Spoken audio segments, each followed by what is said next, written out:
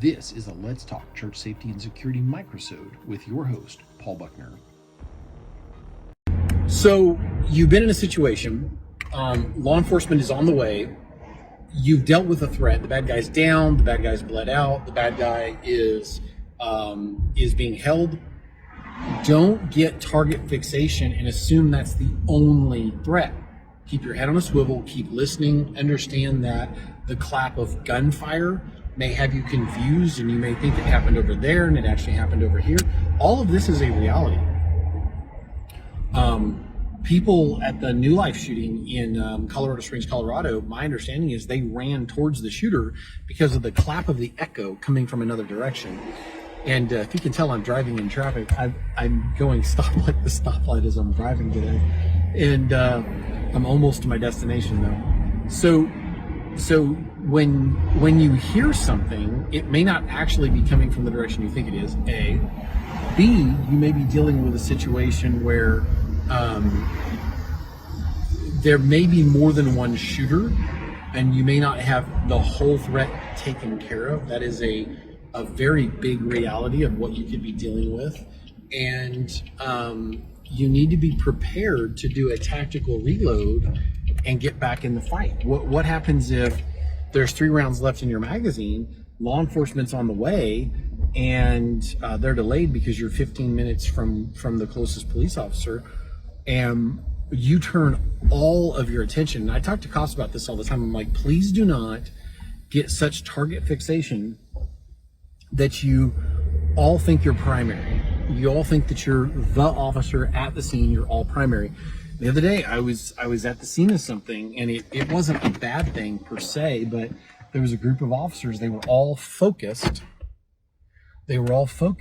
directly on one individual.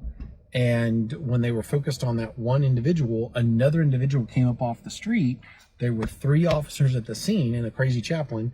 And the chaplain turned around and said, "Hey guys," and I actually called one of the officers by name, by his last name, and the person coming up was agitated. They were very agitated.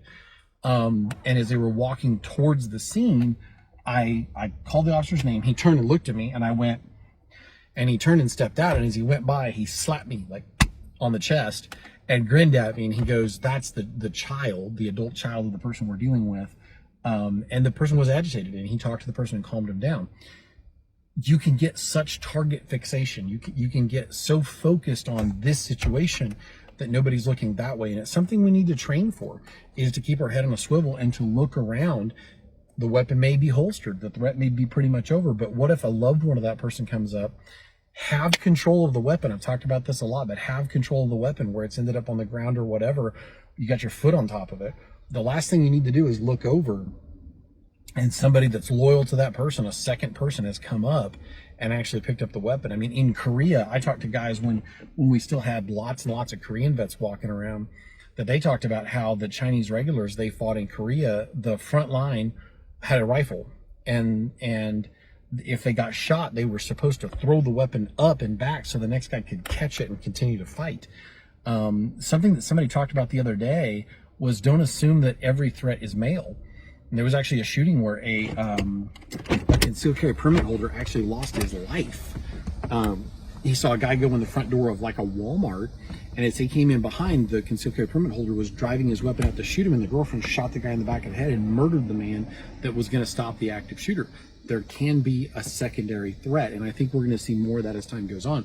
So we've talked about medical, we talked about the reactions in our own body, and I've talked about a lot of police response stuff before, but these are realities of a situation like this. This is one of these meat and potatoes down in the dirt with the mud and the blood that we need to think about and be prepared for. It's gonna hurt, and we might have to fight through that pain. We might be impaired. We might not be able to move as well. And if we're already overweight, if we're already out of shape, if we already have a heart condition, if there's things that we can avoid, because there are unavoidable health consequences. But if there are things that we could avoid that we've not prepared ourselves for, we don't have time to go, time out, times. I've got to run to the gym and get this taken care of. We don't have time for that. We've got to get it taken care of ASAP. If you enjoyed this microsode, check out the video and audio versions of the Let's Talk Church Safety and Security podcast.